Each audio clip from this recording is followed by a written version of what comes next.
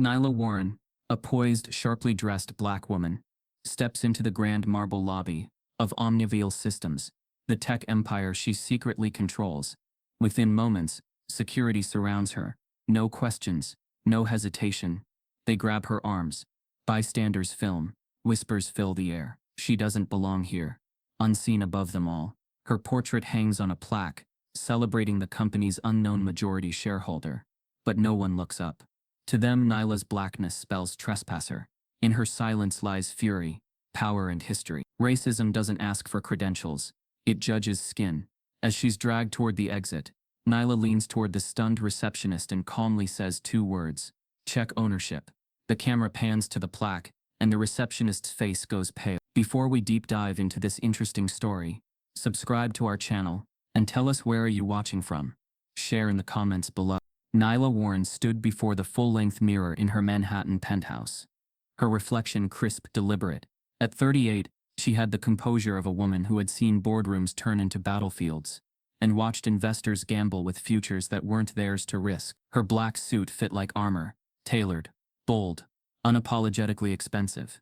But she knew the moment she stepped out, none of that would matter. Not her Ivy League education, not her patents, not her portfolio. All they would see was a black woman walking into power she was never supposed to hold. She adjusted the platinum brooch pinned to her lapel, an heirloom from her grandmother, a woman born into segregation, who never got to see a black woman in the boardroom. Nylah whispered a silent promise into the air. Today you walk with me. Her decision to appear at Unravels Systems, the tech conglomerate she'd been investing in anonymously for 7 years, was not impulsive, it was strategic. Her shares acquired through trusts, shell corporations, and private stock buybacks now made her the majority stakeholder. No one on the executive team had met her in person. Not the CEO, not the CFO, not even the head of HR. They had praised her as a silent backer, lauded her contributions in quarterly calls, never bothering to ask what she looked like. And that was the problem. Unravels had always sold itself as a beacon of innovation and inclusivity. Its website featured photos of diverse teams, smiling beside slogans about equity. But Nylah knew the truth. She had the reports, the real hiring data, the pay gaps, the exit interviews from every woman of color who left citing toxic environment and unacknowledged work. For years she watched from behind the curtain, funding from afar, hoping she could change the company through influence. But change never came passively. Not in America.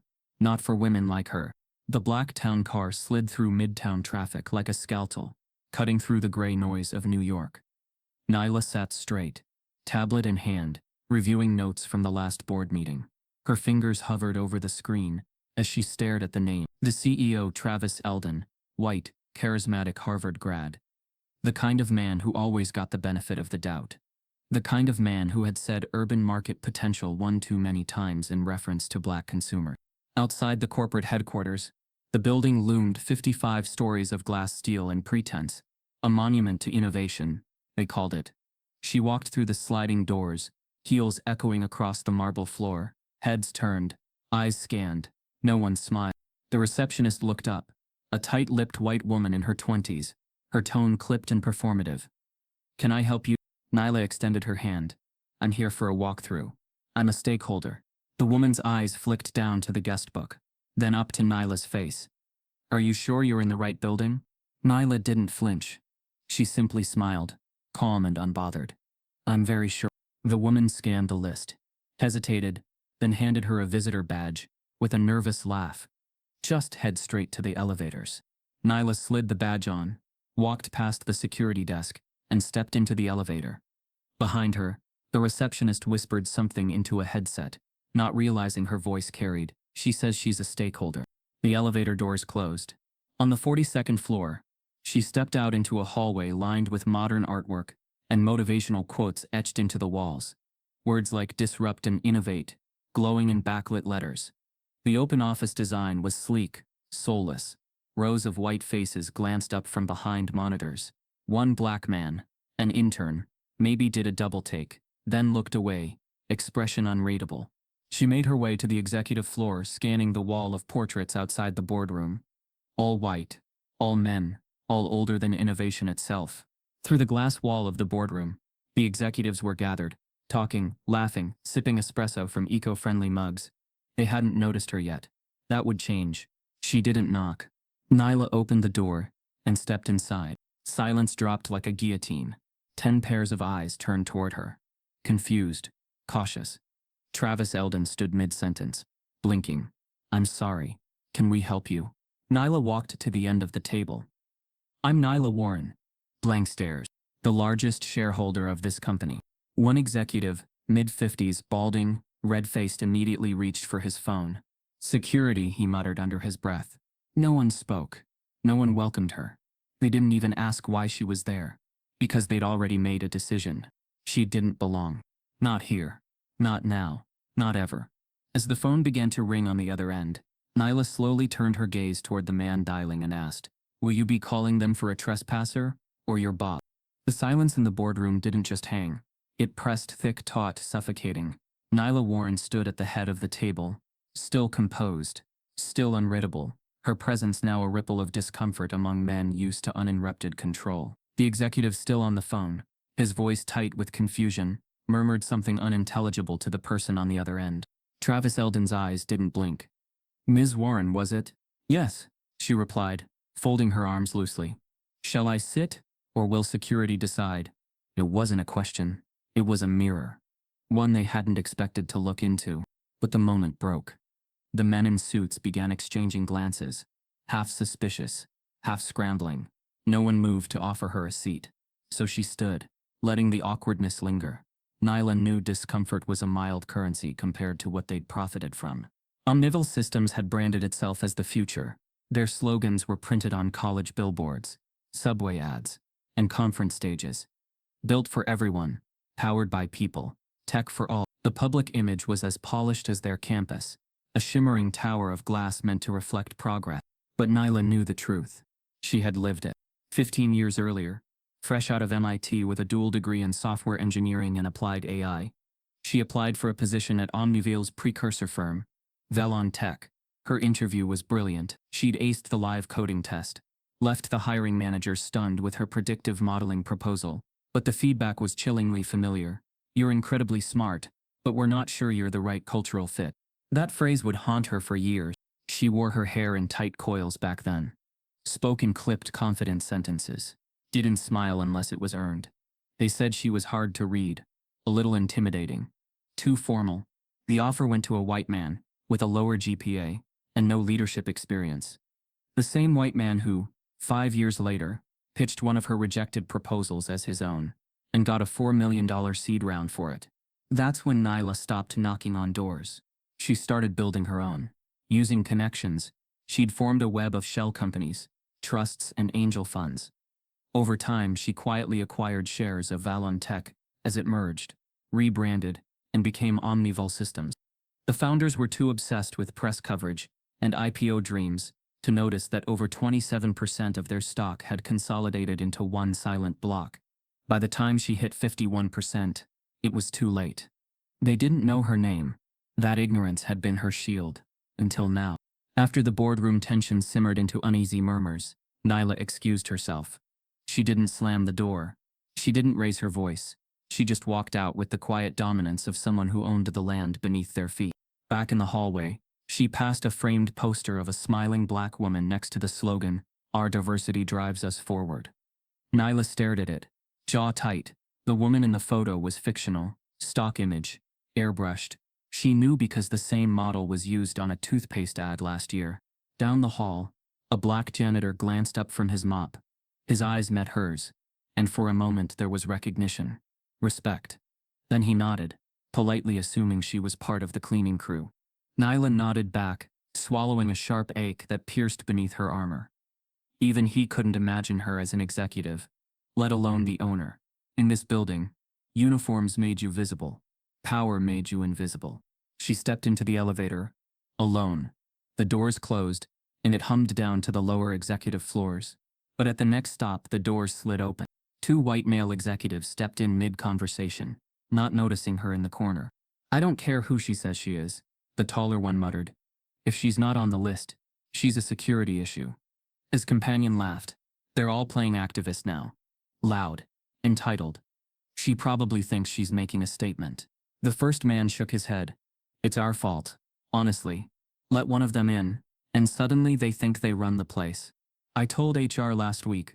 The second added, we need a tighter screening process. All this diversity stuff is starting to bite us. Nylah said nothing. Just stared at the floor numbers lighting up. They didn't realize who she was. Didn't care. Because to them, black presence was always conditional. A risk. A disruption. Something to be contained. Not respected. She didn't flinch. Didn't shift. But her chest burned. Not with rage.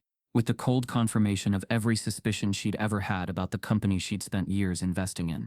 As they exited 2 floors down, one of them looked back at her and frowned slightly. New admin? She didn't reply. The doors closed again.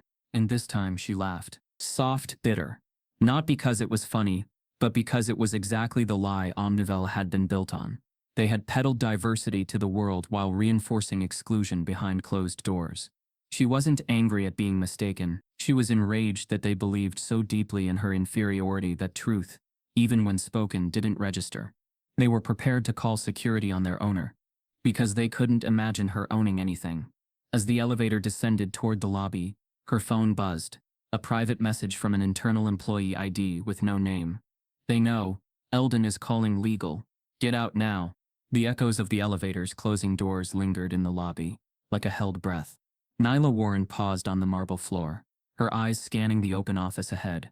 She had just crossed the invisible threshold into Omnivel's heart, and already the atmosphere had changed. Her phone's alarm had stopped buzzing, replaced by a low hum of whispers, just beyond the cluster of desks to her right. Word traveled fast in this building. A silent message had gone everywhere.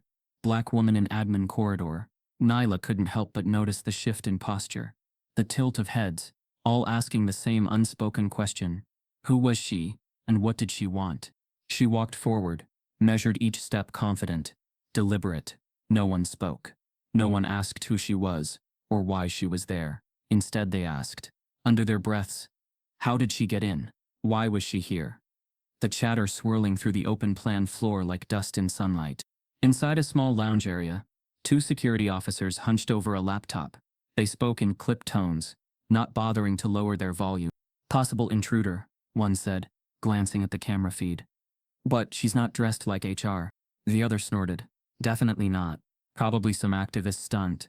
That headband she wore when she came in felt like one of those diversity protests. Neither of them noticed Nylah approaching.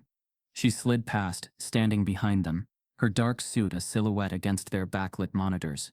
She watched the screen show her in real time, walking past the security desk, walking through corridors.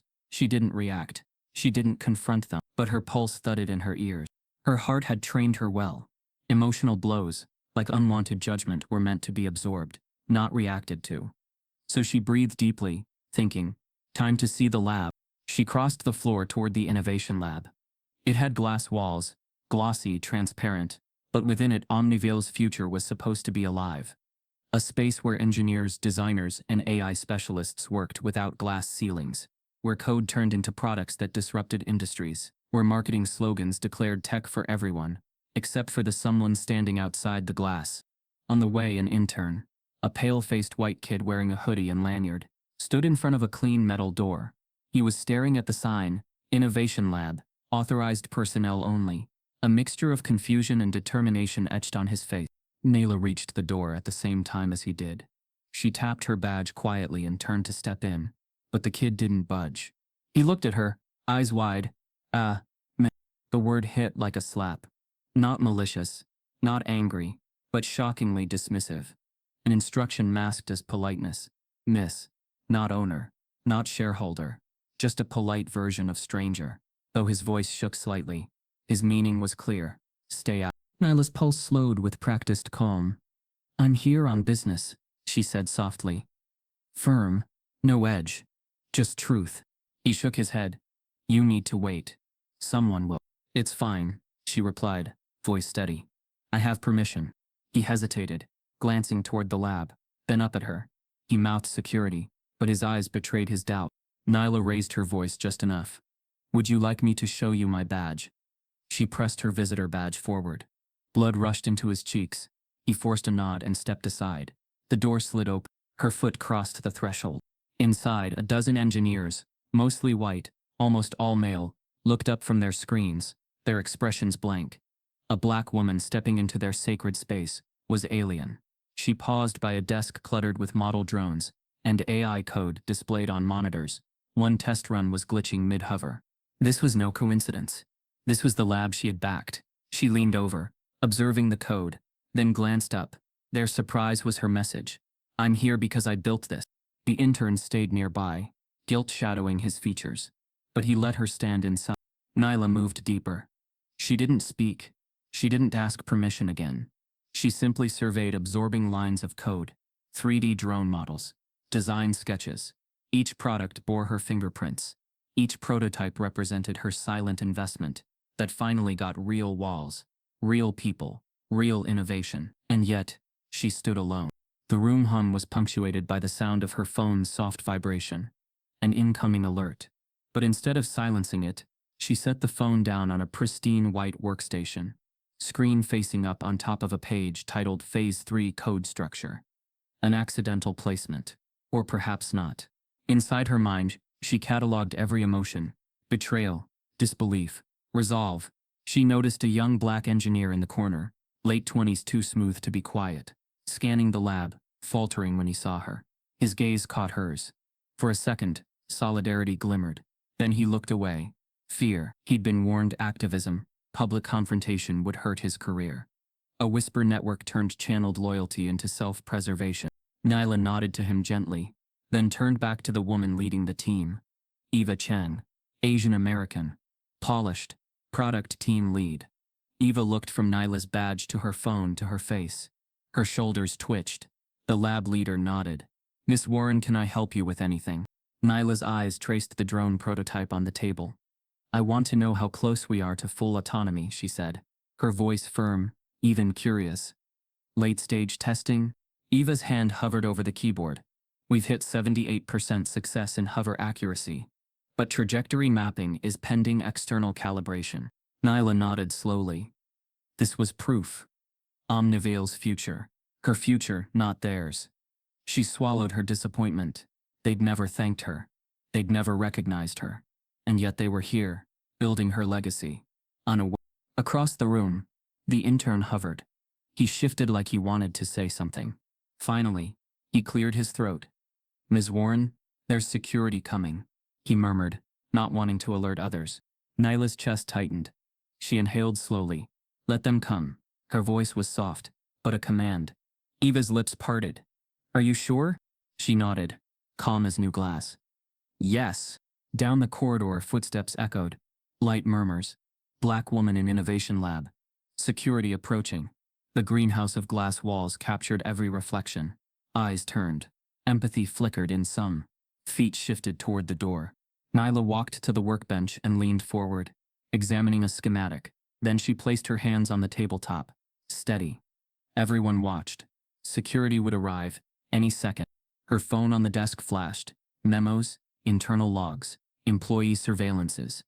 She had triggered protocols by being recognized in cameras. The sensors pinged. It would all be recorded now. Every expression, every reaction. Her gaze shifted from the schematic to the glass wall, seeing the corridor beyond, faces peering. She picked up the phone deliberately. All cameras posited would record it, but instead of raising it, she placed it back down and walked back toward Eva, standing face to face with truth. She used her quietest voice. "You're building great tech. Will it belong to everyone?" The silence was heavier than glass. When security burst in, 2 guards, Nylah didn't flinch. The intern stepped back, shame flickering, as though she'd done something wrong simply by being there. Security cocked their heads. They saw the badge now. One guard hissed, "She's in the system." The other glared at her phone on the desk. His brow furrowed. He took a slow step forward, hand near his radio. But Nylah raised a hand to stop him. Not touch, just calm. She didn't challenge him physically. She challenged him with her presence. She looked over her shoulder at the corridor. "I'm going to keep walking." And she did. They followed. Unexpected twist. As she left one hand on the doorframe, she glimpsed the janitor again, watching. But this time, he wasn't holding a mop. He held a smartphone. He wasn't just any janitor. He had recorded the whole lab encounter, and he was uploading it now to a private employee channel. She caught his eye. He nodded once. An unspoken promise. Standing outside the lab, Nylah turned to the two guards and said with quiet authority, "No audio, just video." One guard blinked, confused. "Video only?" Now she faced them head on. "But let me ask you, what story will you tell when the silence is louder than words?" And before he could respond, her phone buzzed again in her pocket. Another unnamed message flashed. "It's spreading. The lab is going dark." The corridor outside the innovation lab narrowed with tension as Nylah Warren stood her ground. The two security guards flanked her, their stances stiff and hands hovering too close to their radios. No one said anything for a moment. No one moved.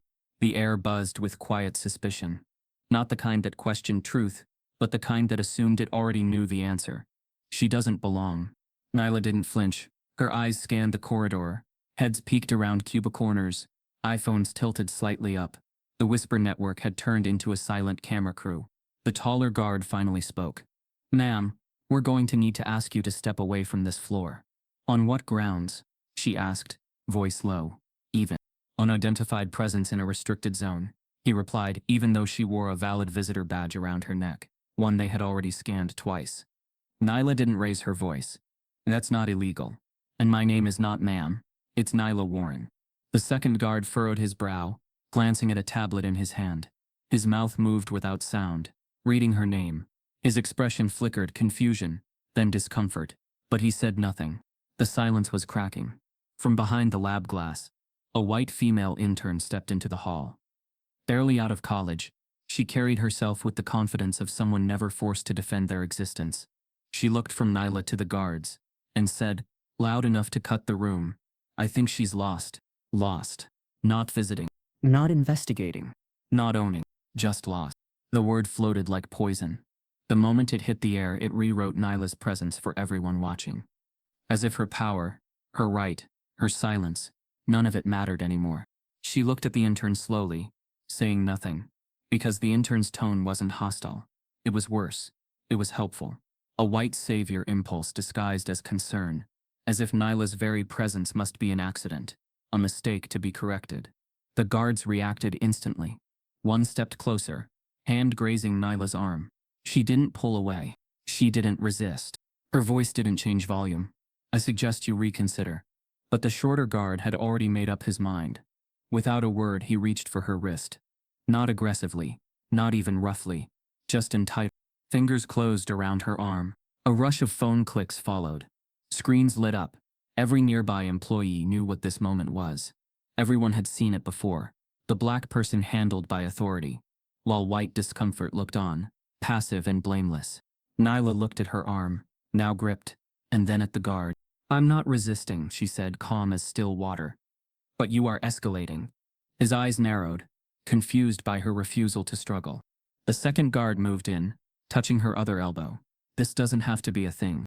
"It already is," she replied. By now the hallway had frozen. People were filming. Quiet gasps.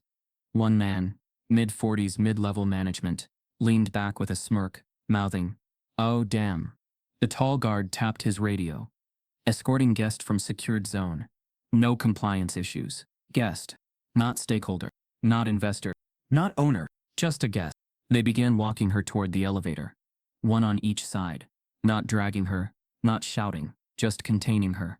Quietly, efficiently, the way you handle a potential threat you can't name, but deeply believe in. Behind her, the intern lingered, clearly shaken. Perhaps she hadn't meant for it to go this far, but her discomfort would be a footnote. Nylah's would be history. As they reached the elevator bay, a voice called out, halting the moment. It was Maya, a black administrative assistant, her voice sharp with restrained fury. "Is this real? Are y'all serious right now?" The guards paused, unsure whether to respond. "She's not a criminal," Maya continued. "She's not even out of place." The shorter guard raised his chin. "Ma'am, we're following protocol." "Protocol?" Maya laughed bitterly. "Tell me which protocol says a black woman in a suit must be walked out like a thief." The taller one cut in. "She was found in a restricted lab. She's the reason that lab exists," Maya snapped. Nylah's voice was soft now. "It's okay, Maya." But Maya shook her head. No, it's not okay. This is why people don't come back here.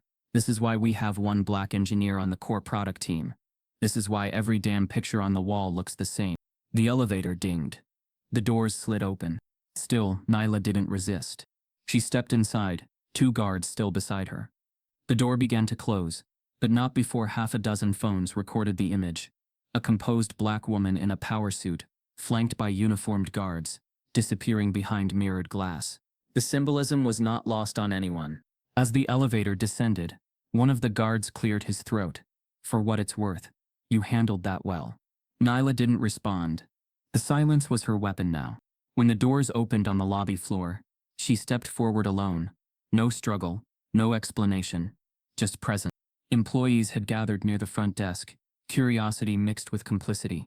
They weren't sure what they were witnessing, but they were sure they didn't want to be involved. She reached the center of the marble lobby, the same place from earlier, where her heels had echoed with quiet power. Where her face still hung on a plaque above the receptionist's desk.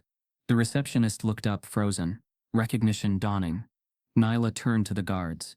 Her voice cut through the room like a razor dipped in velvet. "I'd like a shareholder report." The receptionist gasped. The room stilled. One of the guards muttered, "What?" Nylah took another step forward. "My name is Nylah Warren. Check your ownership database. Check the board minutes. Or better yet, call Travis Eldon." The second guard looked down at his radio, uncertain. Phones raised. Clicks echoed again. This moment was no longer about removal. It was about revelation. And Nylah knew it. She stood tall in the center of the lobby, light from the glass ceiling spotlighting her like justice demanding to be seen. Behind her, a deep male voice called out from the stairwell. "Nylah, you weren't supposed to come." She turned slowly. It was Jonas Reed, chief legal officer, and her former law school classmate. Jonas Reed's voice was smooth, familiar, and far too calm for the storm he'd just walked into. "Nylah, you weren't supposed to come." He stood halfway down the lobby staircase, tailored in charcoal gray, with a silk pocket square that whispered wealth. His tone tried for neutrality, but the strain behind his eyes betrayed a deeper tension. Nylah turned, locking eyes with the man who once sat beside her in criminal law seminars, swapping notes and debating systemic injustice between shots of bitter espresso and disillusionment. Now that same man stood between her and a truth the company had done everything to suppress. "I wasn't supposed to come," she echoed, measured. "Or I wasn't supposed to be seen?" Jonas hesitated, scanning the guards beside her, the frozen receptionist, the camera still recording from corners of the lobby. "Not here. Not like this. You know how optics work. And you know how systems protect themselves." She shot back. His jaw flexed, but he nodded slightly, acknowledging her point. "Let's talk in my office. I'll talk when the record reflects who I am." Jonas's voice lowered. "Nylah, if you care about what you've built, you'll handle this strategically." But the irony choked her. She had handled it strategically, for years. Silent investments. Ghost shares. No selfies. No LinkedIn clout chasing. Just quiet leverage building brick by brick. She hadn't wanted fanfare. She wanted power without compromise. But today, the world had shown her the cost of invisibility. Still, the fire in her chest roared with her precision. Every instinct told her to stay composed. But every memory clawed at her restraint. She followed Jonas to his office, the elevator ride up tense and wordless. The moment the doors shut behind them, Jonas turned. "Do you have any idea what kind of backlash you're courting?" Nylah sat in the guest chair. "You mean for walking into a company I own? You're not listed publicly. You structured your holdings through 10 separate shells. No one here knows who you are. Not even the board." "Exactly," she said. "And I had to do that to get in." The words cracked the air. She could see it land in Jonas's expression, that mixture of understanding and denial, like a man caught between his resume and his conscience. "You knew me before this," she said quietly. "You know why I never got hired? Why I had to build in silence." Flashbacks surged uninvited, but sharp. Her first software job interview in Silicon Valley. The CTO smiled at her resume, but frowned at her name. "Nylah. That's unique." At her second job, she got pulled aside after a meeting. "You're coming across a little too forceful," her white manager said. "Maybe soften your tone. Let others speak first." At her third job, she pitched a real-time machine learning model for user behavior. It was met with silence. A week later, the white male VP presented the same idea, word for word. Applause followed. He got a raise. Every step forward had been paved with compromise. Code twice as clean, tone half as direct, ambitions edited down to appear palatable. She'd become a mirror of white comfort, just to be tolerated. Until she realized she wasn't meant to thrive in that world, only to survive it. So she stopped trying, and started buying. Bit by bit, company by company, through fronts and proxies, she became what they never expected. A stakeholder who didn't need validation. A controller with no seat at their table, because she'd bought the building. I stayed invisible to make them honest, she said to Jonas now. But today showed me they'll never be honest unless I demand it. He sighed. But now you have a choice, Nylah. Go public and force the reckoning, or cash out and keep your peace. She leaned back. Peace is relative. He folded his arms. You'll face blowback. They'll say you baited them, that you set them up. You'll become the story, not the system. Her voice dipped. You mean I'll be too loud for comfort? Silence fell again, thick and bitter. This was the crossroads she had always feared. To remain the silent architect, safe and unseen, or become the visible symbol and the target that came with it. She had seen what happened to those who went public. Black women entrepreneurs accused of being difficult. Diversity advocates labeled as divisive. Public narratives twisted by headlines she couldn't control. Going public would strip her of her anonymity, her armor. But staying silent now would feel like betrayal, not just to herself, but to every black girl coding alone in her dorm room. Every woman mistaken for the assistant instead of the leader. Every janitor who bowed their head out of learned deference. Every intern called miss when she was the boss. She stood and walked to the window. The city shimmered beneath them, a web of noise and illusion. Her reflection in the glass merged with the skyline. She thought of her grandmother, hands cracked from cleaning offices where she couldn't even sit in the boardroom. She thought of her mother passed over for promotions, trained her male replacements, and died before ever being called executive. Their names were not on any plaques, but hers could be. Back at Jonas's desk, she pulled out her tablet, logged into the secure portal. Jonas stepped forward. Nylah, wait. If you do this, you can't undo it. I'm not here to undo anything, she said. The login loaded. A single line of text greeted her across the screen. Hello, primary owner. Her finger hovered over the next tab. Voting rights. Board restructuring. Emergency shareholder meeting. Behind her, Jonas let out a slow breath. You're really going to do it? Nylah turned around. Her eyes glinted, not with fury but with clarity. I've already done it. A new alert popped onto the screen. Urgent. Red. Anonymous memo just leaked to internal network. Company's largest shareholder is a black woman. Board tried to eject her. Below it, hundreds of employee replies flooding in. The building wasn't just whispering anymore. It was shouting. The moment Nylah Warren clicked out of the shareholder portal, the world outside her screen began to rupture. She didn't need to announce herself. The building had already done it for her. Across cubicles, in break rooms, on Slack threads marked private, the news began to spread. The anonymous leak detonated like a quiet bomb. Company's largest shareholder is a black woman. Board tried to eject her. The reactions came fast. At first, disbelief. A few dismissed it as a hoax, someone playing games with company politics. Others wondered if it was a PR stunt. But as the footage from earlier, Nylah calmly being escorted by security while visibly wearing a visitor badge, began circulating, something in the air changed. No captions were needed. The optics spoke louder than text ever could. The angle from the janitor's phone, the muffled audio of Nylah saying, "Check your ownership records," and the sheer composure on her face as two white security officers flanked her. All of it now looped endlessly across social media. TikTok, Twitter, LinkedIn. Within an hour, hashtags surfaced. Shareholder while black. Nylah Warren. Texo white. Omnival exposed. 2 hours later, mainstream outlets caught on. CNN's Chiron. Black tech investor detained at her own company. Fox News countered. Activist disrupts private company, claims ownership. MSNBC. WQ is Nylah Warren. The invisible power behind Omnivila. Each headline told a different version of her story. But only one of them was true. Inside the company, the tension thickened.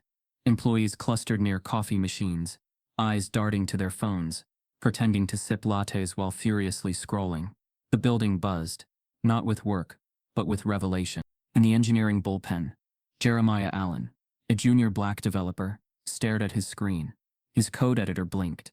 His fingers hovered over the keyboard, but he couldn't focus. He'd heard whispers about a mystery investor before. Some said she was a European hedge fund rep. Others said it was a Saudi tech group. No one guessed the truth, and no one dared to dream it might be someone like him. When he saw the video, he didn't react, didn't move.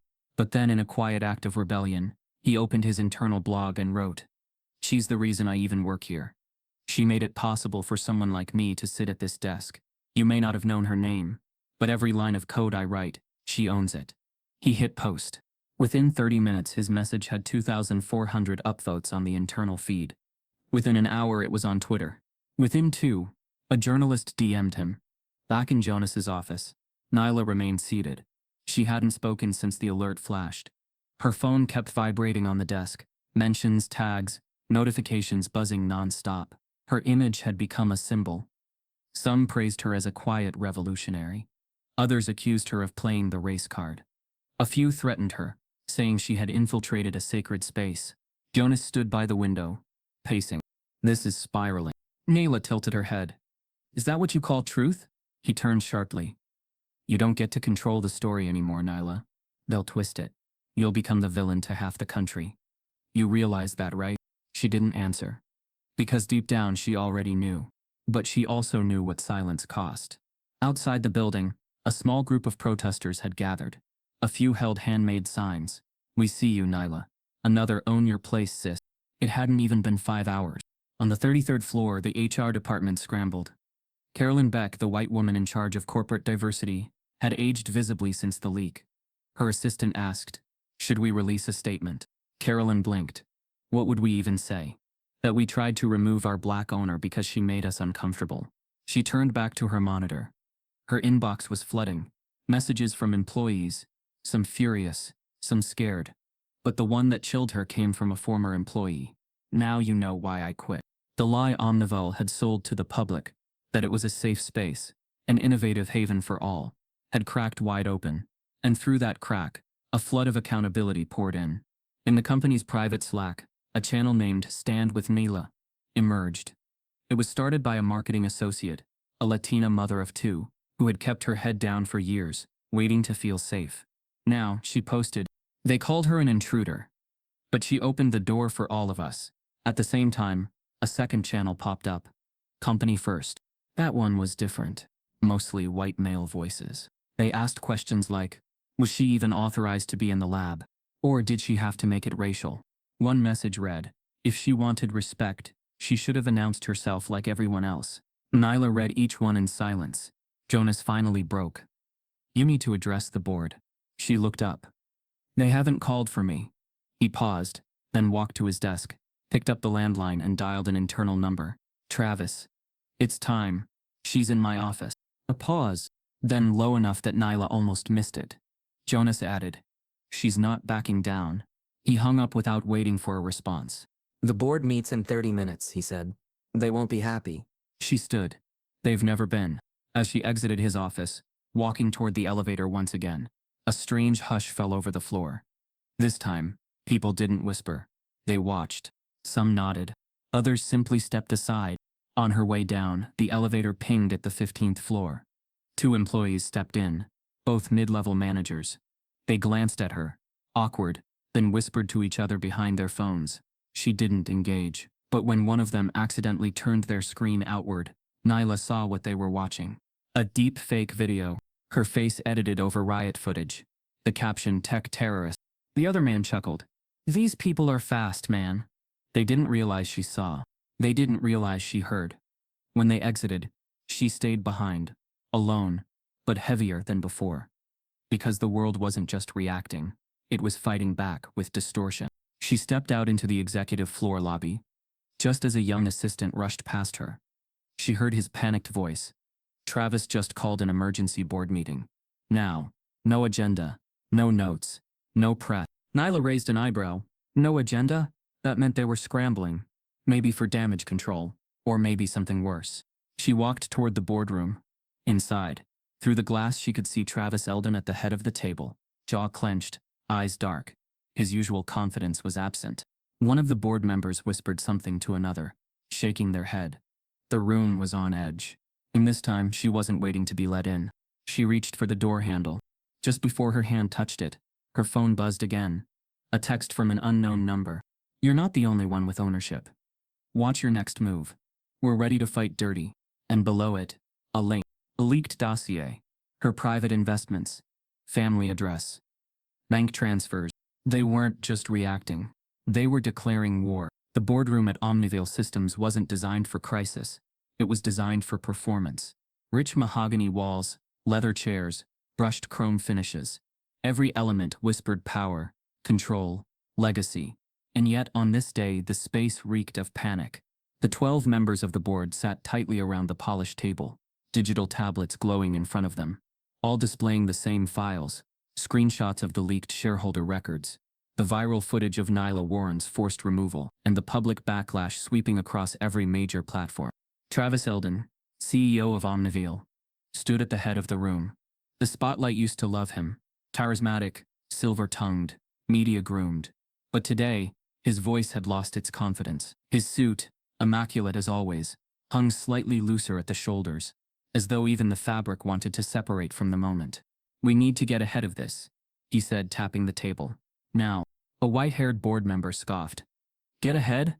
This isn't a story we can spin. Travis, you walked a majority shareholder out of her own company under suspicion of trespassing." "That wasn't me," Travis replied. Too quickly. It was security. She was wearing a badge. Another director, Margaret Delaney, the oldest woman on the board, flicked through the documents.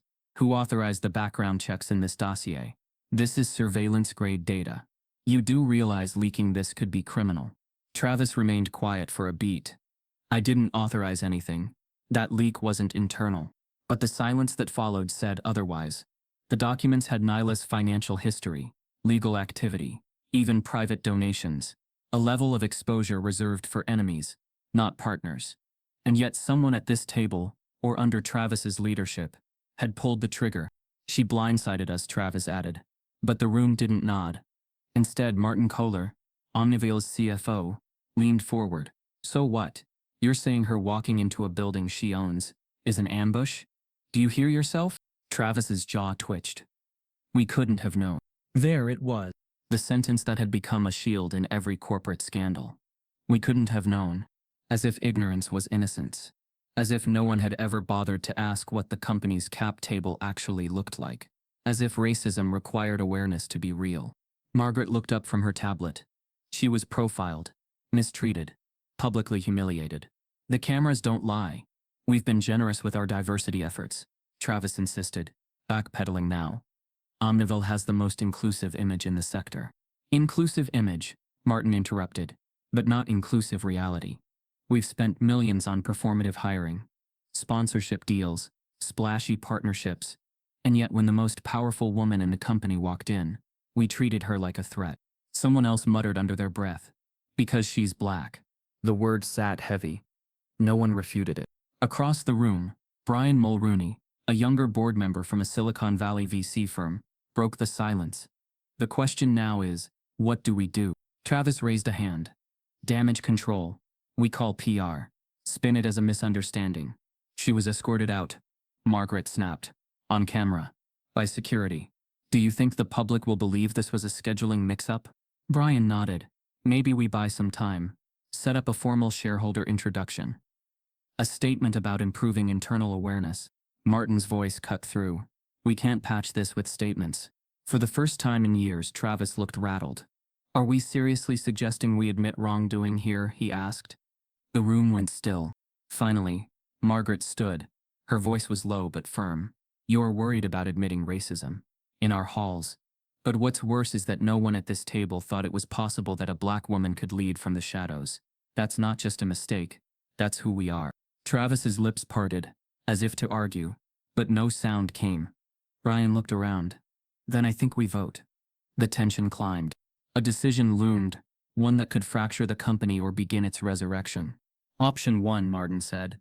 We issue a public apology, acknowledge shareholder identity failure, and invite Ms. Warren to formally join the board. Option 2, Margaret continued. We bury it. Let PR frame it. Deny any racial context. The table was split. Older members wary of the press, younger ones torn between principle and loyalty. Eyes shifted, fingers hovered over voting pads. Travis hesitated, then finally sat down. Call the vote. They tapped. One by one, the results appeared. 5 votes for apology and reform. 4 against. 3 undecided. A tie. The boardroom held its breath. Before anyone could sway the final votes, the door creaked open. No knock. No preamble. Nylah Warren walked in. Uninvited. Again. She didn't pause, didn't scan for approval. She stepped straight to the head of the table, Travis's seat, and placed a folder on the polished wood. Her voice was clear. In case there's confusion, here's documentation confirming my 51.4% controlling share. No one moved. The only sound was the hum of the building's ventilation. I heard a vote was happening, she continued. Good. But this vote isn't about policy. It's about identity. You're deciding whether to recognize the truth or bury the body. Travis stood. This is a private meeting, Nylah. Private? She asked, eyes narrowed. From whom? The owner? She didn't raise her voice. She didn't need to. Her presence shouted what her calm never could. Margaret closed her tablet. Let her speak. Nylah leaned on the table slightly. You all knew my money. You just didn't know my face. And that was fine, until my face walked through your doors. She looked at Travis. You built this company for a version of the future that looked like your past. I built it for everyone who never got to sit at this table. No one interrupted her. No one could. She pulled out a second folder. I'm calling an emergency shareholder restructuring vote. Effective immediately. But just as she placed the papers on the table, her phone buzzed again. This time it wasn't a message. It was a live stream alert from an anonymous account. Caption. Omnivore insider leaking audio. XX planned Nylah's removal weeks ago. The boardroom's blood ran cold. Someone had set her up. From the inside. The air inside the boardroom had transformed from defensive to breathless. Each board member sat upright, either stunned or carefully composed. The once imposing table no longer centered authority. It now framed it. Nylah Warren stood at its head, her hands resting lightly on the polished surface. Her presence, though calm, was now laced with precision, like a surgeon holding a scalpel. The livestream alert still glowed from her phone, the caption echoing in the minds of everyone present. Omnivore insider leaking audio. Execs planned Nylah's removal weeks ago. Jonas Reed, standing near the back wall, reached for his phone and immediately began typing. His eyes darted toward Nylah, filled with a blend of panic and something else, guilt maybe. Travis Eldon remained frozen in his seat, the muscles in his jaw working as he attempted to process the impossibility of it all. But Nylah didn't move toward the phone. She let the tension ferment. Instead, she opened the folder she had laid before them. Inside was not just her proof of ownership. It was a chronology, an autopsy of Omnivore's rise through her quiet financial bloodline, shareholder agreements, private investment memos, founder stock purchase documentation, each page a testament to how the board had unknowingly built a house with bricks she'd paid for. I'm not here to disrupt you, she began, her voice calm, but carrying an edge so sharp it cut through the room. I'm here to reveal the house you live in. I built it, brick by brick, and you never once stopped to ask who was holding the scaffolding. No one spoke. The silence felt like a prayer, one laced with shame. You know the name on the quarterly reports, the shell firms, the silent investor behind your last acquisition, she said, gesturing to the pages. That was me, not some faceless fund, not a distant board trust. Me. She stepped to the touchscreen embedded in the wall and tapped in a passcode. The display changed from a company projection chart to a split screen. One side showed the video footage from the lobby. The other displayed internal chat transcripts, complete with usernames. Let me walk you through how I was treated the moment I stopped being invisible. She played the security footage. The screen showed the incident in high definition. Nylah standing calmly in the lobby. Visitor badge clearly visible. Then the escalation. The guards moving in. The intern pointing. The audio wasn't needed. The imagery was more than enough. Then she swiped to the internal messages. On screen, executives and employees typed in real time from earlier that day. Unknown female in lobby. Possibly admin or lost guest. Black woman in restricted corridor. Someone verify credentials. We can't just let anyone walk around these labs. Maybe she's from HR. Or worse, DEI. Gasps escaped the room. Some shifted uncomfortably. A few went pale. These aren't just words, Nylah said. They're assumptions. Assumptions shaped by race, by bias, by the belief that a black woman couldn't possibly own the spaces she walks through. Margaret Delaney lowered her eyes, visibly shaken. Brian Mulrooney clenched his fists, mouth twitching, unsure whether to defend or stay silent. But then, from the far end of the table, a voice spoke. High-pitched, nervous. Eva Sterling, the youngest white woman on the board, finally asked, "Why didn't you just tell us who you were?" The room stilled. Nylah turned her gaze toward Eva slowly, her face unreadable for a moment. Then she smiled, not with smugness but with solemn understanding. "Because you already told me who you thought I was. I just agreed." Eva looked like she'd been struck. Nylah continued, the calmness in her tone now crackling with urgency. "I've sat in meetings where my ideas were stolen, interviews where my tone was policed, panels where I was the only, and every time, I was told to wait, to build credibility, to fit in, to not make waves." She looked at Jonas, and something passed between them. History, memory, pain. "And so I did," she said. "I waited. I built. I invested. Silently. Because I knew the moment I entered the room with my name, not just my capital, it wouldn't be enough." Nylah circled the table now. Slowly. Each step deliberate. "You profited from my money, but rejected my presence. You celebrated my returns, but couldn't recognize my face." Travis finally found his voice. "We didn't reject your presence. We didn't know." "Exactly," she said, turning to him sharply. "You didn't want to know. You never asked. You had a ghost investor funneling millions, and no one on your team thought to ask who I was, because you were satisfied with the assumption that real ownership couldn't look like me." The board was drowning in discomfort, and yet no one could interrupt. She wasn't performing. She was documenting.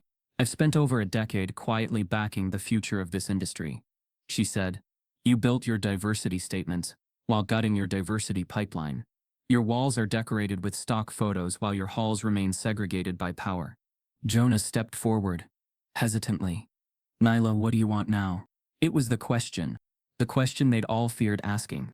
She looked around the table at every face, some rigid with fear, others fractured with reflection. "I want accountability," she said. "Not the kind you issue in press statements. The kind that lives in budgets, in hiring practices, in equity distribution. I want structural reform, not symbolic theater." Then she placed a third document on the table. A proposal. The Omnivore Restoration Protocol. It outlined a board restructuring, a public accountability council, an internal justice audit, and a mandatory profit-sharing initiative for underrepresented employees. Travis scanned the title page, lips tight. "This will destroy our investor confidence." "No," she corrected. "This will restore your humanity." He glared at her. "You can't just rewrite everything we've built." "I'm not rewriting," she said softly. "I'm revealing." At that, she turned off the screen. The silence was full now, not empty, but full of reckoning. Then, without warning, her phone buzzed again. She picked it up and read a single line of text. "You may own the building, but we own the narrative. And we're not done." A second message followed. An attached file. Internal memo re. Quiet buyout offer to force Warren's exit. Dated 3 weeks ago. Signed by 2 board members, one of whom was sitting in front of her now. Nylah looked up slowly. Her eyes locked on a face she hadn't expected. Someone she had once trusted. Her voice dropped to a near whisper. "You tried to erase me before I even walked in the room." And for the first time since she entered, the room didn't feel powerful. It felt afraid. The boardroom dissolved behind her like smoke. Nylah Warren stepped into the hallway. Her breath steady, though the storm was far from over. Her fingers still clutched the phone. The final message still glowing on the screen. Proof that betrayal didn't always come from strangers. The name attached to the buyout memo. Jonas Reed. She hadn't confronted him. Not yet. Some battles needed a deeper silence. She turned toward the glass wall, where the city sprawled like a blueprint of everything she had ever fought for. But the view blurred, not from weather, but from memory, and as the ache spread through her chest, it pulled her back, not to this building, but to the moment it all began. 15 years earlier. Nylah was 23, sitting on a cold bench outside the headquarters of her first dream job. Vertic Analytics, a rising AI firm in San Francisco. She wore a pressed suit, portfolio tucked neatly into a navy blue folder. Her hair, then a glorious halo of tightly coiled curls, framed her face like a crown. Inside, she had just completed her final interview. She'd written a code snippet, so efficient the lead engineer blinked at the terminal. Her logic tree was flawless. Her responses, sharp and grounded. But when the HR woman returned with a tight smile and a paper-thin apology, Nylah saw it coming before a word was spoken. We've decided to move forward with someone who better aligns with our culture. Culture. That word had crushed more dreams than incompetence ever could. She walked out of the building, found the bench, and sat still, frozen, eyes glassy but dry. She wasn't going to cry here. Not in public, not for them. But the rejection wasn't just about a job.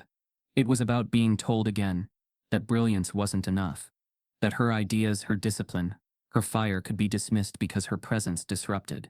That was the moment. The moment she stopped waiting for acceptance. She whispered the vow to herself, so quietly even the wind couldn't steal it.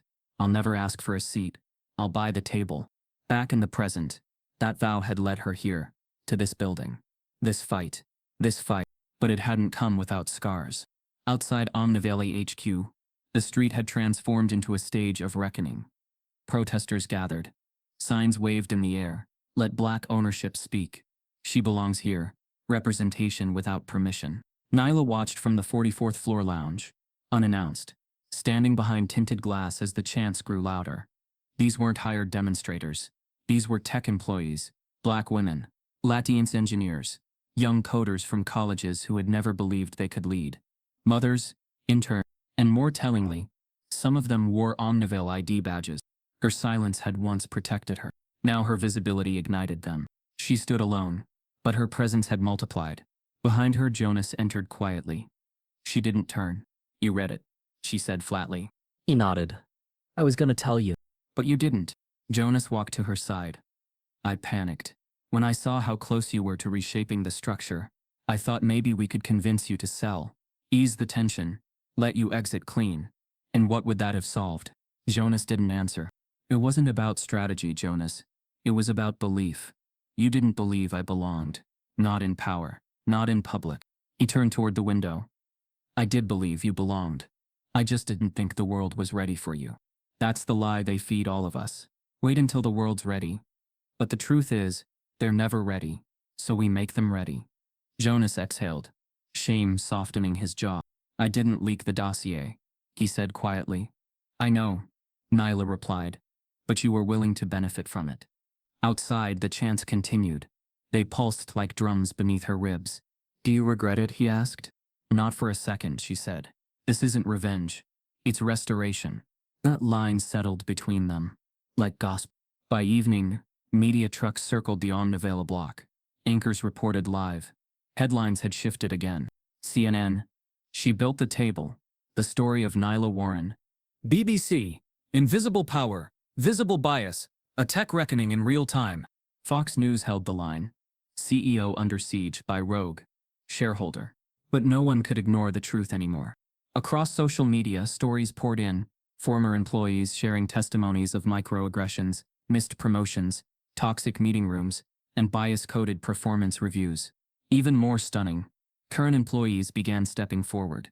One post from a senior Black engineer read, "We asked for representation. They gave us slogans. Nylah gave us proof." Another from a Latina UX designer. "For years I questioned my instincts. Now I know I wasn't crazy. I was just inconvenient." Nylah's inbox overflowed. Journalists, lawyers, investors, and strangers. But one email stood out. Subject: urgent threat. Please read. The message was brief. You've made powerful enemies. We know where you live. If you keep pushing this, you won't see what you've built survive. Back off now. There was no signature, just a black square. Attached a photo of her building, her unit, her car. Nylah stared at the image. Not shaken, but sharpened. Threats were not new. But this one wasn't just about fear. It was about legacy. She forwarded the email to legal. Then she closed her laptop and stood. Jonas met her in the hallway. Everything okay? She looked at him for a long second. Someone wants me gone. His eyes widened. Do we need security? No. she said. We need backbone. That night, Nylah returned home. Her penthouse was silent, cold with glass and soft lights. She stood on the balcony, city winds tugging at her coat, the noise below distant. She looked at the skyline. So much steel, so much glass, and beneath it so many lives who still had to ask for permission, just to exist. She pulled out her journal. It was battered, old, pages filled with margins of coded equations and snippets of rage. She flipped to the first page. The words were still there. I will never ask for space. I will claim it. A noise pinged her phone again. Another alert, but not a threat this time. It was a trending topic. Nylah built it. She scrolled, post after post of black girls in computer labs, women at hackathons. Captions like, "We don't need a seat anymore. Nylah bought the damn building." Her throat caught, not in pain, in pride. Just as she closed the app, her screen froze. An anonymous link appeared. Click here. Your next betrayal isn't from outside. She tapped it. A live audio stream began. A familiar voice whispered, "If we can't silence her, we replace her." It was Travis, plotting again. And this time, he wasn't alone. The audio haunted her long after it ended. Nylah sat in silence on her living room couch, the city's hum muffled by double-glazed glass, while the voice of Travis Eldon lingered in her ears, low, deliberate, rehearsed. If we can't silence her, we replace her. The voice beside his, Eva Sterling, the youngest board member, the one who had asked, "Why didn't you tell us who you were?" in the boardroom just days earlier. The one who had smiled politely and voted abstain when it mattered most. Now she was plotting. The betrayal stung not because it was unexpected, but because it was so predictable, because history had never needed innovation to repeat itself. Racism always just rebranded. By sunrise, the city knew something had shifted again. Omnival's share price dropped 4% in pre-market trading. Small but symbolic. The headlines didn't help. Bloomberg. Omnival's identity crisis. Activism or anarchy. Wall Street Journal. Majority shareholder sparks market anxiety with equity demands. Daily Mail US. Woke tech heiress shakes company foundations. The narrative wasn't just turning, it was weaponizing. Behind closed doors, the board began to fracture. Directors like Margaret Delaney and Martin Kohler stood by Nylah publicly. But others moved quietly, too quietly. Nylah's legal team forwarded a report that made her chest tighten. 3 board members had begun liquidating shares, shifting holdings into shell funds, and possibly coordinating with outside investment groups. A phrase emerged in the emails: backdoor reorganization. The coded language didn't fool her. It was a hostile takeover. And this time, the target wasn't just a company. It was her. At the same time, an anonymous Twitter account called I Inside Omnival began posting screenshots of internal emails between executives. One, dated just 3 weeks before the incident, included a subject line that read, "Let's clean house quietly."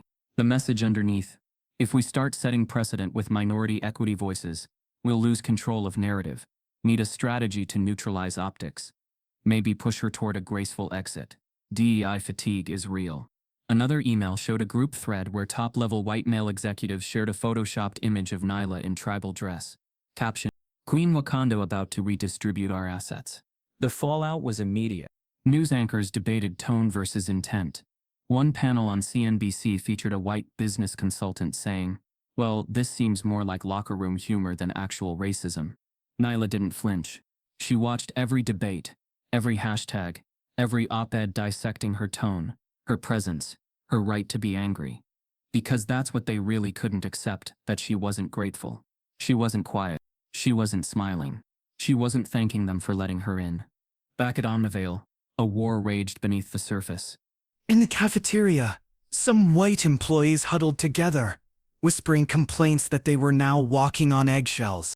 In Slack channels, messages surfaced like, "She's making it about race. We just want to focus on innovation, not activism. I came here to code, not to be guilt-tripped."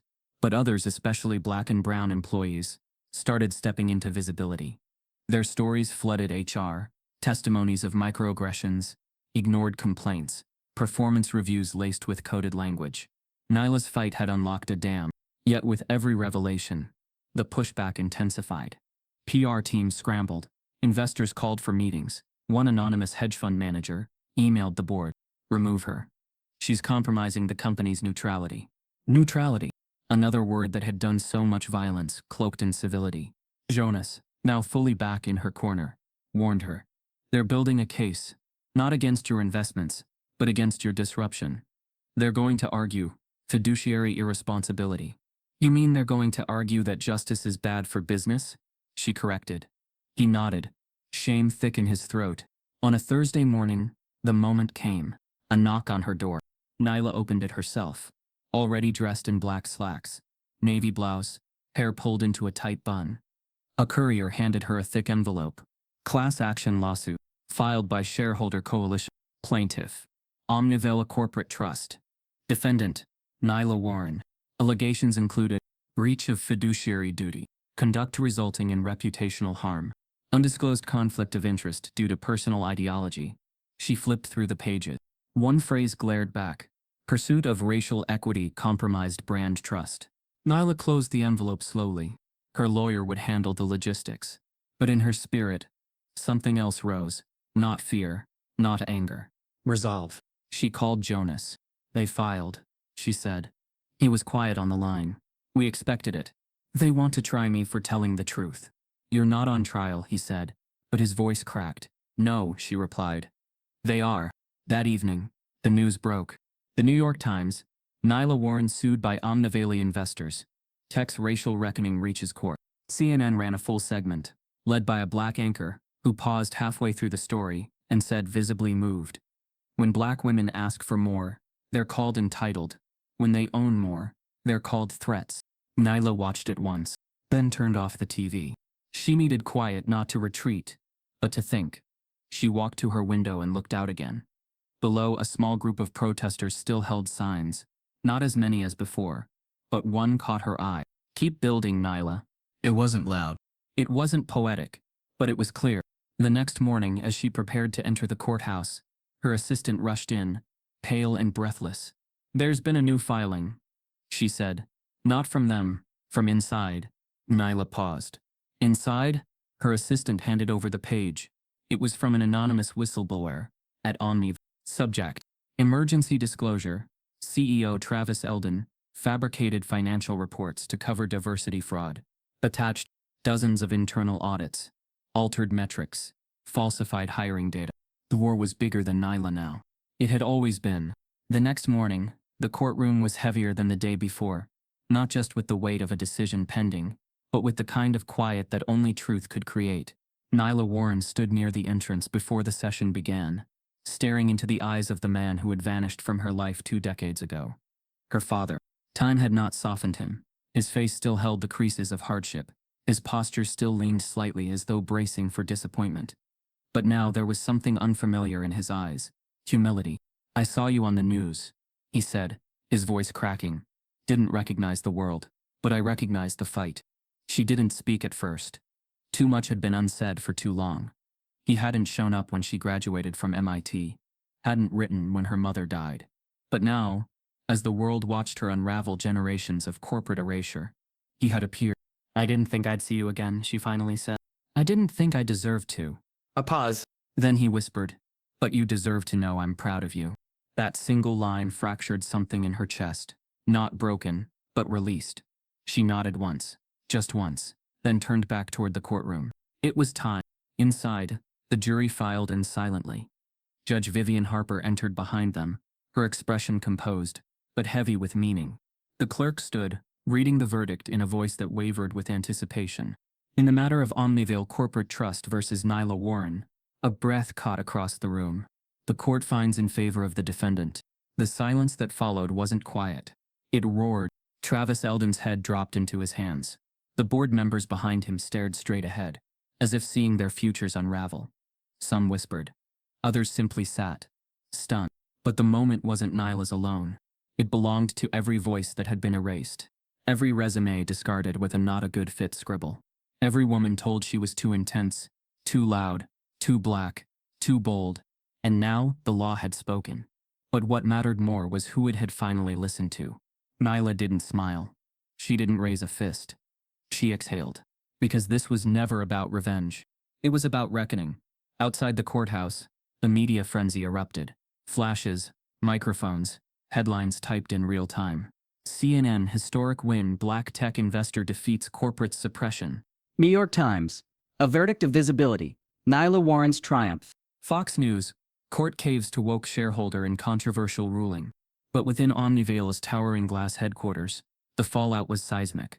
An hour after the verdict, 5 senior executives submitted their resignations. By the end of the day, 3 investors pulled out of non-core partnerships. And yet an equal tide rose. Employees flooded Slack channels with solidarity messages.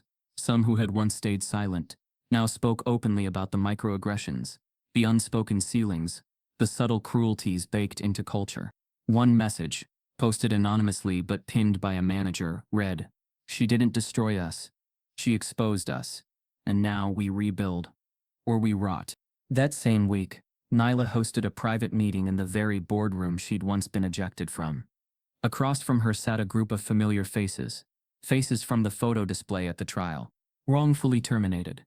Quietly dismissed. Forgotten. Until now, she stood before them, not as a savior, but as proof that the narrative could be rewritten. "I'm not here to ask if you want to come back," she said. "I'm here to offer your return, with dignity, not as an apology. You were never the problem. The system was." One by one, they nodded. Some cried. All accepted. The headline hit that night. Omnivol reinstates former black employees in unprecedented rehire initiative. But Nylah didn't read the press. She focused on structure. She worked with HR to reform policy. She initiated anonymous salary equity audits. She created a justice board, with veto power. And slowly the company began to shift, not just in policy, but in consciousness. The transformation rippled far beyond Omnivol. Colleges rewrote curriculum modules to include the Warren case. Tech panels shifted. VC firms launched equity readiness protocols. But while the world celebrated her as a symbol, Nylah remained rooted in realism. Symbols could be co-opted. Systems had to be confronted. Then, as the dust began to settle, one last headline struck. CEO Travis Eldon steps down. Disappears from public view. No press conference. No farewell statement. Just gone. His office emptied overnight. The nameplate removed. And in his place, etched in sleek black titanium, a new name appeared on the company's front doors. Nylah Warren. CEO, majority owner, founder of Restoration Initiative. Some clapped, some scoffed, but everyone noticed. She walked into that building the next morning. Same suit, same stride, but this time, nobody reached for security. Nobody whispered, "Is she lost?" Because now the walls bore her truth.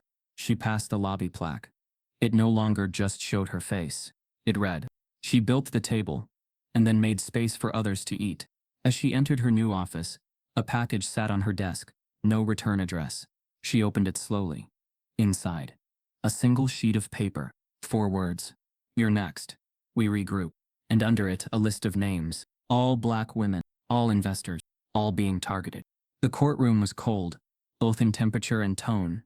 Mahogany walls, a steel gray ceiling, and fluorescent lights that washed every face in an unforgiving hue.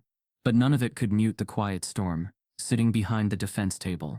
Nylah Warren, draped in deep navy and defiance, sat between her attorneys, chin lifted, gaze forward.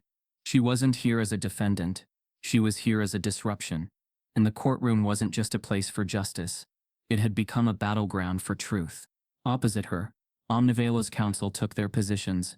At the center of their table sat Travis Eldon, pale, tight-jawed, dressed like he hadn't slept in days.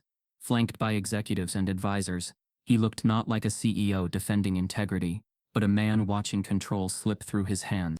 The gallery was packed. Journalists in tight rows, tech professionals, legal interns, even Omnivol employees sitting under ball caps and hoodies, hoping not to be recognized. At the back, former employees, many of them black and brown, stood quietly, refusing to sit, as if sitting would make them complicit. The bailiff's voice echoed through the courtroom. "All rise." Judge Vivian Harper, a seasoned black woman with 30 years on the bench, entered, her robe swept with command. But her expression remained unreadable.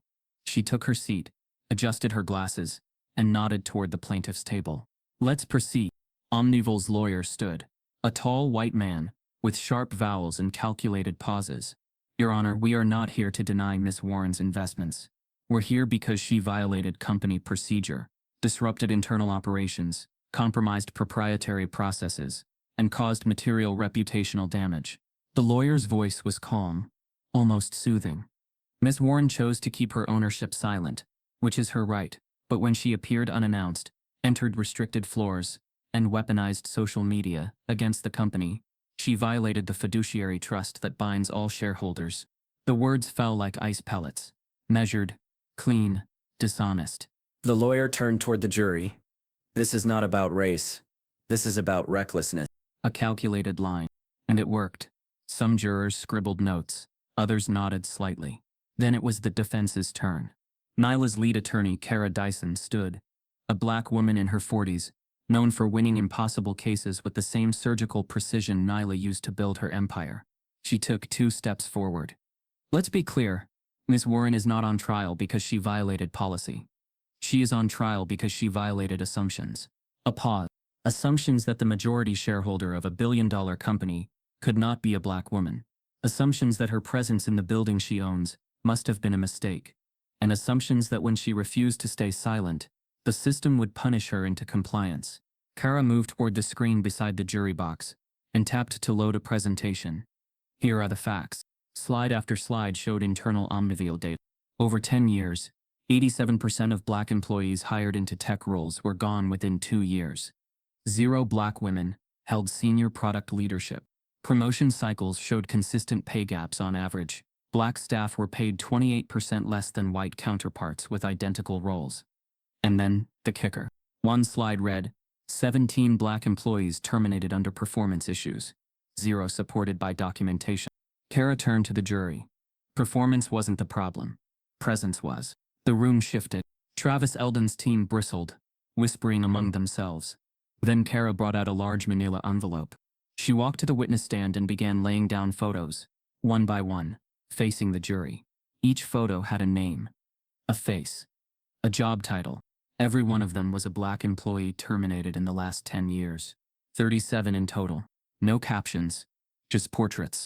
A collage of disappearance. Gasps whispered through the courtroom. One juror visibly flinched. These are the people who were erased because the system wasn't designed to keep them. Then she gestured toward Nylah.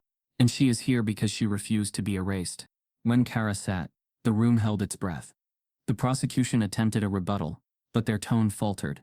They stammered about protocol, business risk, PR exposure. Their evidence sounded like excuses now. Judge Harper leaned forward, her voice even. Ms. Warren, the court now offers you the opportunity to speak before closing arguments are made. The entire courtroom leaned in. Even Travis. Especially Travis. Nylah stood slowly. She didn't bring notes. She didn't rehearse. She brought memory. Her voice was low, but every syllable held weight. When I was 23, I was rejected from my first tech job for not being a culture fit. They didn't say it was because of my hair or my voice or the way I looked, but I knew. A pause. I learned that no matter how brilliant, prepared, or qualified I was, I'd always be too much of something and not enough of something else.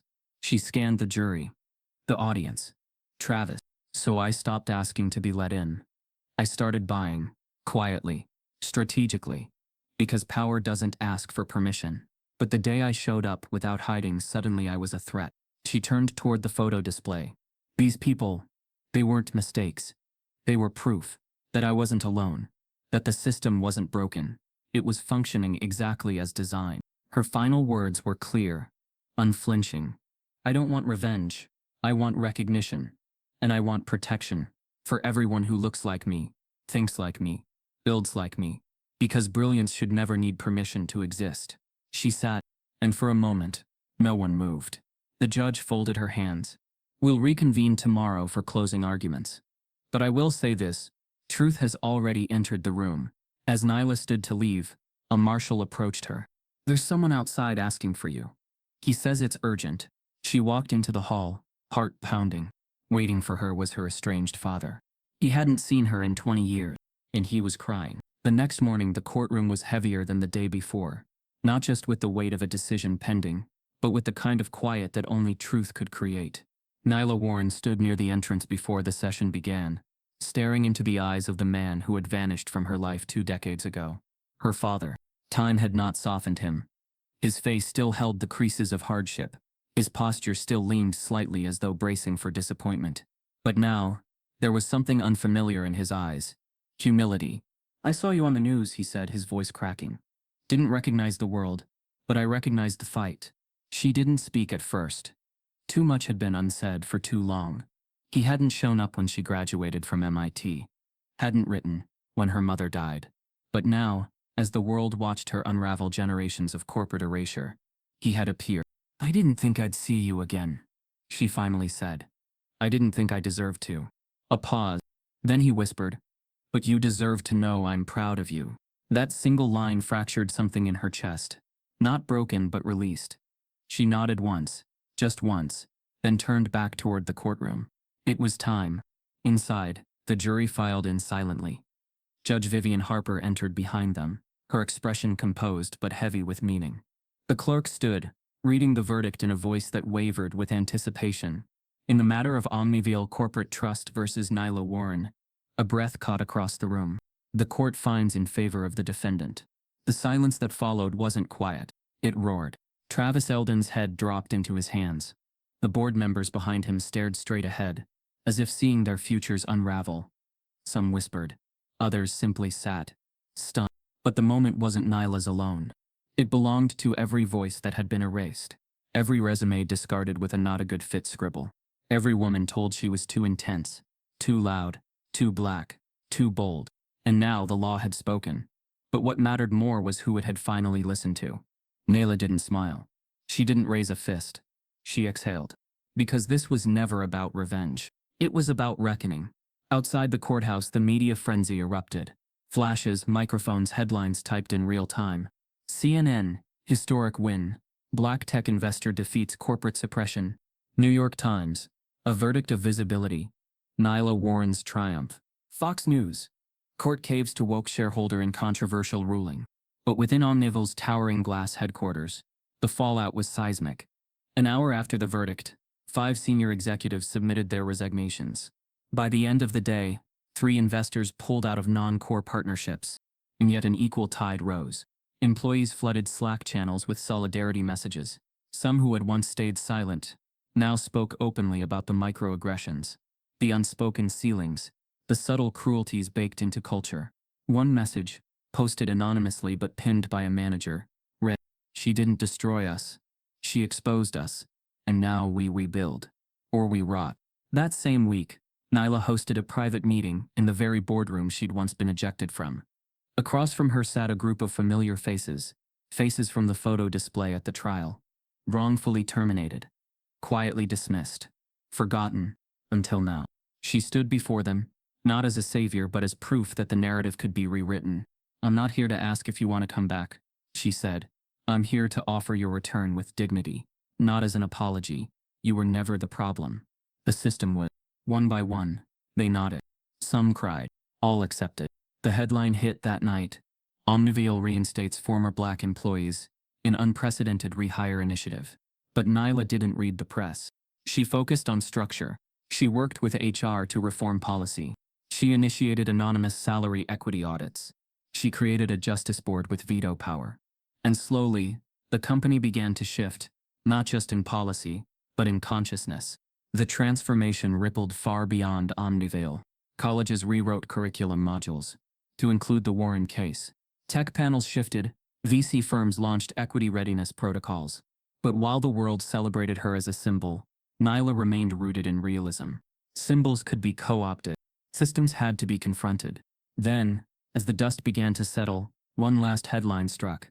CEO Travis Eldon steps down, disappears from public view. No press conference, no farewell statement, just gone. His office emptied overnight, the nameplate removed, and in his place, etched in sleek black titanium, a new name appeared on the company's front doors. Nylah Warren, CEO, majority owner, founder of Restoration Initiative. Some clapped, some scoffed, but everyone noticed. She walked into that building the next morning. Same suit, same stride. But this time, nobody reached for security. Nobody whispered, "Is she lost?" Because now, the walls bore her truth. She passed the lobby plaque. It no longer just showed her face. It read, "She built the table, and then made space for others to eat." As she entered her new office, a package sat on her desk. No return address. She opened it slowly. Inside, a single sheet of paper. 4 words. You're next. We regroup. And under it, a list of names. All black women. All investors. All being targeted. The marble lobby of Omnivel Systems still gleamed, still echoed with the polished rhythm of innovation. But the energy had shifted. The building no longer whispered exclusivity. Now it pulsed with possibility. And for the first time in its 20-year history, the company's walls didn't just reflect light, they reflected truth. Visitors entering the headquarters were greeted not by abstract art or hollow slogans, but by a single striking installation. A wall-sized digital display of Nylah Warren, captured mid-stride, hand slightly raised, as if she were in the middle of building a future yet unseen. But the plaque beside it didn't use corporate titles. It said only, founder, fighter, first, but not the last. And beneath it, smaller but deliberate, we do not welcome change, we build with it. 6 months after the verdict, Omnivel didn't just survive, it evolved. Gone were the empty DI buzzwords and token hires. In their place, policy, infrastructure, accountability. Nylah established the Omnivel Justice Board, a 5-member internal body with full transparency authority, composed of employees across all levels and backgrounds. Its mission was clear: investigate complaints without fear, and audit executive decisions for bias in real time. No case was too small. No position too high. They didn't answer to PR. They answered to integrity. And they reported directly to her. But that was only the beginning. She launched the Restoration Initiative, a $50 million fund dedicated solely to investing in black tech entrepreneurs, engineers, and early career developers, many of whom had once been rejected by companies like hers. Some had never even imagined entering a building like Omnivel. Now they were being invited to shape it. On the 28th floor, a once segregated product lab had been renamed the Equity Innovation Hub. Half of its hires came from non-traditional programs, community colleges, HBCUs, and black-owned coding bootcamps. Not for optics, for outcome. Because Nylah didn't just want black bodies in the room, she wanted black brilliance driving the mission. There were still whispers. Of course there were. Old guard executives, though reduced in number, murmured at conferences about new priorities derailing core values. Some investors walked away. Others tried to return under new names. But Nylah knew the cost of principle was exposure. And she was done hiding. In her new corner office, renovated with windows that stretched from floor to sky, she kept only one photo on her desk. Not of her courtroom win. Not of the company launch. But of her mother. In the photo, her mother stood in a plain blue dress, hand resting on the shoulder of a young Nylah. Her smile wasn't wide, but it was steady, solid, the kind of smile that said, they don't see us now, but they will. And they did. Still, racism didn't vanish. Some clients expressed concerns about direction. One marketing VP submitted a resignation claiming cultural misalignment. And in one quarterly review, a white department head quietly suggested, we should reconsider the term equity initiative. It sounds politically aggressive. Nylah raised an eyebrow. Equity isn't aggression, she said. Injustice is. The department head didn't bring it up again. Despite the progress, she remained cautious. Security was tighter. Email monitoring was constant. After the threat in the mysterious package and the list of black women under watch, she worked with a cybersecurity firm to track digital targeting efforts. Some of those names were later doxed. Others received veiled threats. Nylah flew to D.C. to testify before a congressional committee on racial targeting in tech investment circles. Her testimony was precise, and when a congressman asked, do you believe you're under attack because you're a black woman in power? She looked him in the eye and said, I believe I am attacked because I'm not afraid to stay in power. Internally, the company began to feel different. Lunchrooms once silent with awkward stares now filled with laughter. Bilingual chatter. Cultural exchange. Employee resource groups thrived, not as liabilities, but as think tanks. A survey conducted by an independent firm showed that employee morale among BIPOC staff had risen 62% in 6 months. The message was clear. When leadership looked like those historically locked out, the system didn't break. It finally worked. One Friday morning, the lobby buzzed with quiet excitement. A group of middle school girls, black, brown, and wide-eyed, filed in for a special tech tour. They were part of a new mentorship program, launched under Nylah's Restoration Initiative. Code Her, a program designed not just to teach coding but to teach confidence. As they passed through the glass doors, they stared at the towering display of Nylah's portrait, its subtle animation making it feel alive. One of the girls, maybe 11 or 12, tugged at her friend's sleeve. She pointed to the digital plaque. Then, in a whisper meant only for her peer, but caught by a nearby employee, she said, "She looks like me." The words rippled. The employee blinked, stunned. Because that was the moment it all crystallized. Representation wasn't about images. It was about possibility. Later that day, Nylah watched footage from the tour. The girl's voice had been faint, but it echoed louder in her chest than any courtroom verdict. She closed her laptop slowly, heart caught in a soft ache she hadn't felt in years. Hope, but real hope, not the kind born of fantasy. The kind forged in fire, fed by resistance, and made possible only by the willingness to lose comfort in pursuit of justice. She stood at her window again, gazing out over a city still steeped in inequality. Still slow to change, but now it was no longer her enemy. It was her audience, and she intended to perform. That evening, as she prepared to leave, her assistant walked in with a sealed envelope. No name, no stamp. Inside, a formal letter from a private conglomerate. Subject, acquisition interest. They wanted to buy Omnivore. And at the bottom, handwritten, "We can't compete with your leadership, but we can silence it." The envelope sat on her desk like a challenge. It was thick, ivory-colored, hand-delivered, not by courier, but by someone unknown. No logo, no sender's name. Just a gold seal and one line scrawled across the top in precise script. "We can't compete with your leadership, but we can silence it." It was the kind of message that wasn't just transactional. It was tactical. A warning wrapped in politeness. A bribe disguised as respect. Inside, the offer was staggering. $1 billion acquisition. Every share bought out. Total transfer of control. The buyer, an alliance of 3 multinational conglomerates, none of whom had black executives above VP level, all cloaked in language about market positioning, global scale, and future-proofing diversity. But Nylah didn't need to read between the lines. She could already hear what they really meant. "Let us profit from your legacy. Then erase your name." She closed the folder slowly, as if handling something radioactive. Then she set it down and turned her chair toward the window. The skyline stretched out before her, shimmering, indifferent, hungry, just like the boardrooms that built it. And for the first time in weeks, she let herself feel what she had buried beneath resilience. Exhaustion. Not the kind that sleep could cure, but the kind that came from constant translation, from turning pain into plans, rage into strategy, survival into structure. The cost of being powerful while black was that you had to keep proving you belonged in spaces you already owned. She thought about everything she had lost. Friends who had vanished when the fight began, suddenly unavailable. Mentors who had cautioned her, "Don't go too far." Colleagues who admired her in private but dissociated in public. And then the intangibles. Anonymity, privacy, peace, even joy had felt like a stolen luxury. There were mornings she had woken up, wondering if being seen was worth being stalked, if leading was worth being targeted, and still she had chosen truth. Every time. That evening, she stepped away from Omnivore and drove alone to the cemetery on the edge of the city, the place she visited once a year, but hadn't returned to since the trial. It was quiet, not peaceful, just still. She walked the familiar path toward the 3rd row, 4th column, until she reached the simple stone that read, "Catherine Warren, 1940. She raised truth.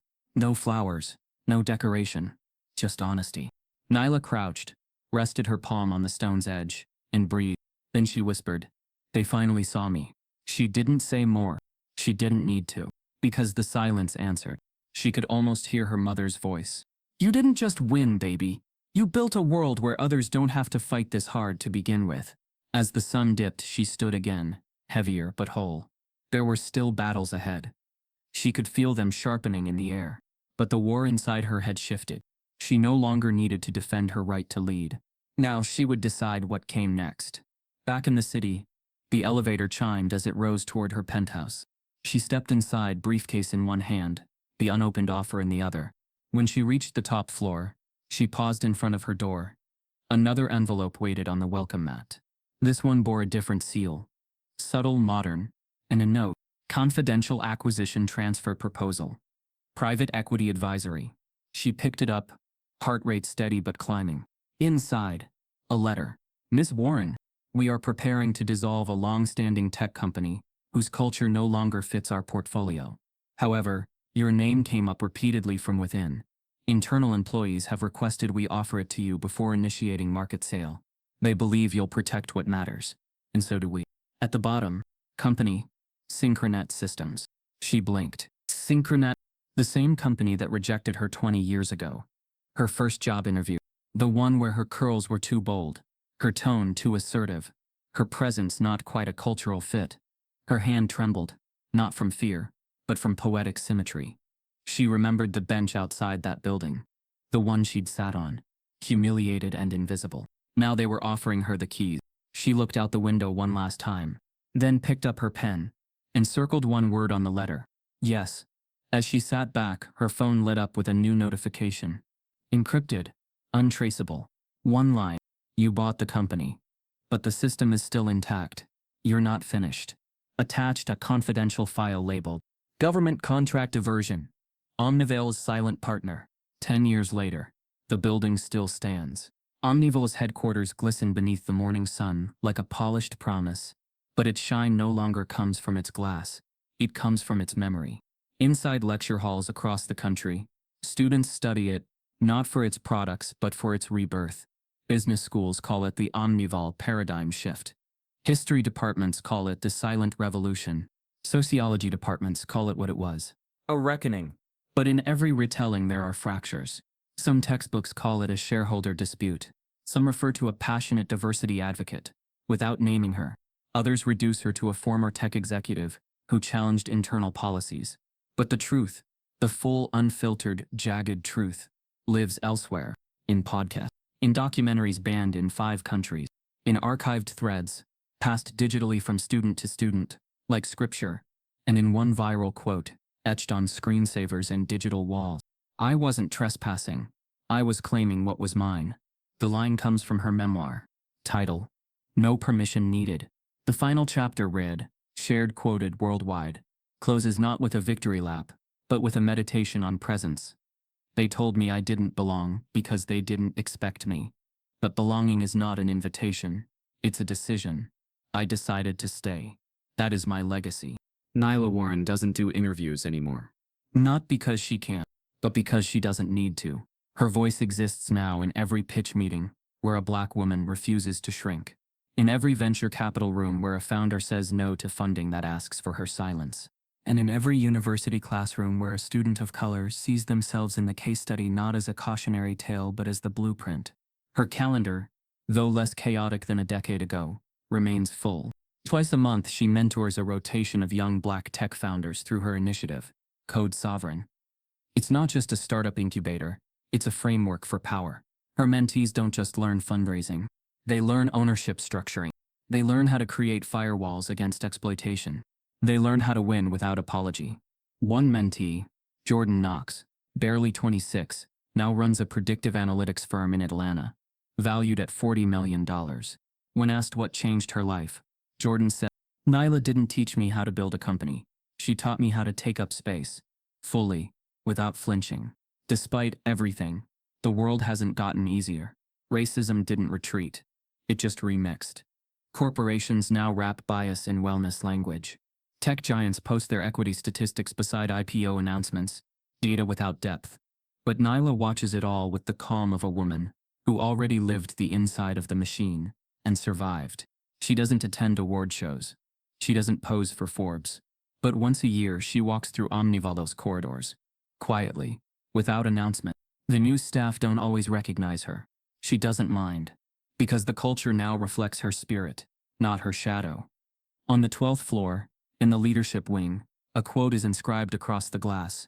Change doesn't ask for comfort. It asks for courage. And one autumn afternoon, as leaves scatter across downtown, Nylah walks into a small bookstore tucked between 2 skyscrapers. She's here for a reading, not hers. A young author, just 23, is launching her debut memoir, Blueprints and Battle Scars. The author spots Nylah in the back row. She chokes up. Not from nerves, from recognition. After the reading, she rushes over. You don't know me, she says. But when they laughed at my funding pitch, I went home, read your book again, and decided to try anyway. Nylah smiles gently. That's all it ever takes. One more try. The girl nods, eyes wet. You changed my life. Nylah leans in, voice low but solid. I didn't change it. You refused to disappear. I just stayed loud long enough for you to hear yourself. Back at Omnival, a new tour group enters the lobby. Middle school girls again. This time from 4 different boroughs. Their hair braided, twisted, wrapped, or free. They walk beneath the digital portrait of Nylah. It's been updated. She's not alone in the image now. Behind her, layered in shadowed transparency, are the faces of Black women engineers, designers, analysts, creators. Those who built without credit, erased by time but now etched into legacy. One girl, small and bright-eyed, tugs her tour guide's hand, points at the mural. Who's that? The guide smiles. That's the woman who changed everything. The girl stares, then whispers, she looks like me. And somewhere across the city, in another lobby, another building, another tech firm, a Black woman steps through the doors. Hair bold, posture tall. No fear. Because someone somewhere refused to disappear. I was never trespassing. I was claiming what was mine. She enters the elevator, rises to the top floor boardroom level. Inside, the white executives freeze at the sight of her. The receptionist whispers, "Do you have an appointment?" She looks around, calm. No. And then she pulls a folder from her briefcase. I have ownership. The cycle begins again. Only this time, she doesn't walk alone.